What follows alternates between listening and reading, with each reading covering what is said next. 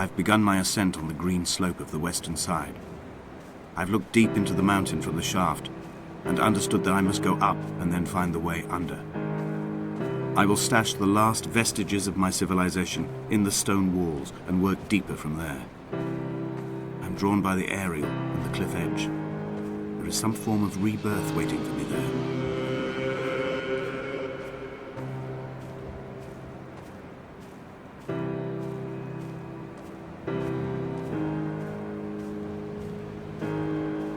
The bothy was constructed originally in the early 1700s. By then, shepherding had formalized into a career. The first habitual shepherd was a man called Jakobsen, from a lineage of migratory Scandinavians. He was not considered a man of breeding by the mainlanders. He came here every summer whilst building the bothy, hoping eventually that becoming a man of property would secure him a wife and a lineage. Donnelly records that it did not work. He caught some disease from his malcontented goats and died 2 years after completing it. There was no one to carve white lines into the cliff for him either.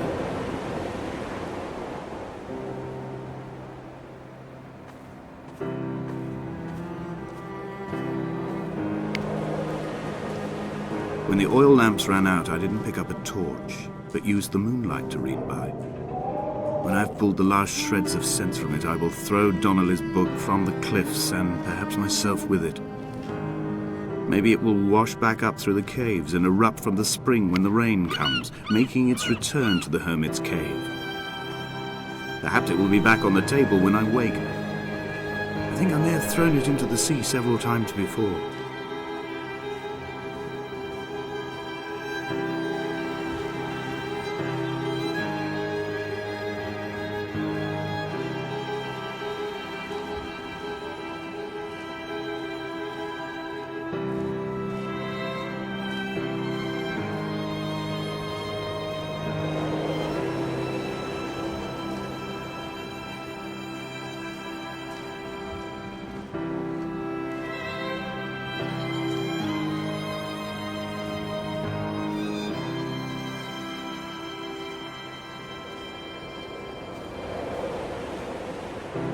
Jakobsen's ribcage, they told Donnelly, was deformed, the result of some birth defect or perhaps a traumatic injury as a child.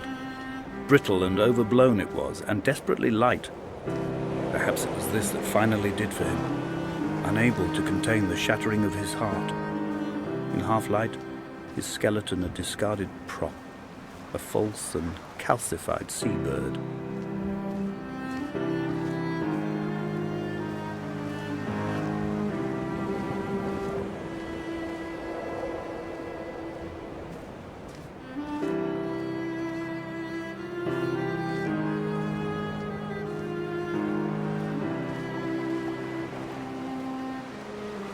They found Jakobsen in early spring.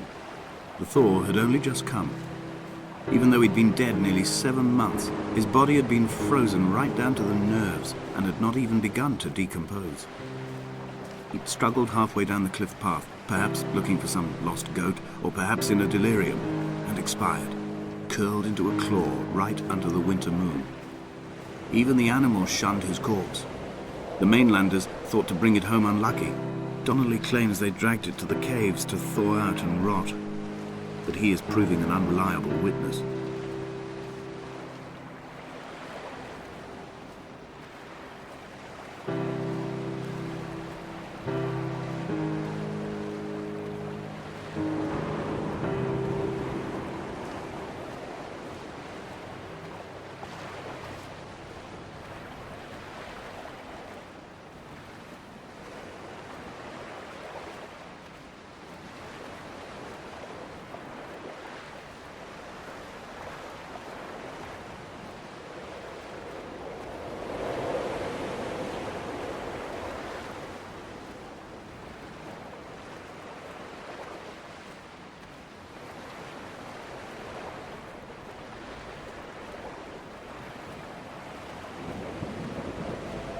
Climbing down to the caves, I slipped and fell and have injured my leg.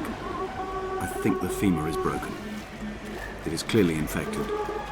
The skin has turned a bright, tight pink, and the pain is crashing in on waves, winter tides against my shoreline, drowning out the ache of my stones. I struggled back to the bothy to rest, but it has become clear that there is only one way this is likely to end. The medical supplies I looted from the trawler have suddenly found their purpose. They will keep me lucid for my final ascent.